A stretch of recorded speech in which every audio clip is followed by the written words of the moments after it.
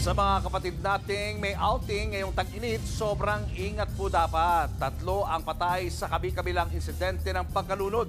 Nasa frontline ng balitang iyan ang ating News 5 Mindanao correspondent Bril Montalvo. Salitang CPR ng mga binatilyong yan ang kanilang barkadang nalunod sa dagat sa Samal Island sa Davao del Norte.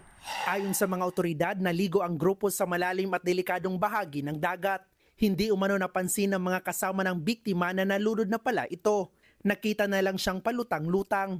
Dinala pa ang lalaki sa ospital pero idiniklara ring dead on arrival. Sa Davao del Sur naman, patay ang 75 taong gulang na lalaki matapos malunod sa isang beach resort sa Hagonoy. Base sa investigasyon, nag-outing ang biktima kasama ang kanyang pamilya. Habang naliligo, inatake ng alta presyon ang biktima hanggang sa nalunod. Dead on arrival siya sa ospital. Sa ilog naman sa bayan ng Luba sa Abra, nalunod ang 9 na taong gulang na babae. Base sa inisyal na investigasyon, hindi nakaahon ang bata nang mapadpad sa malalim na bahagi ng ilog.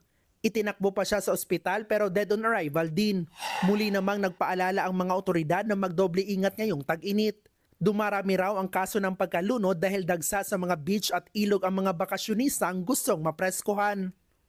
Nagbabalita mula sa Frontline, Bril Montalvo, News 5, Mindanao. Mga kapatid, Julius Babaw po. Iba na ang may alam at may pakialam sa panahon ngayon.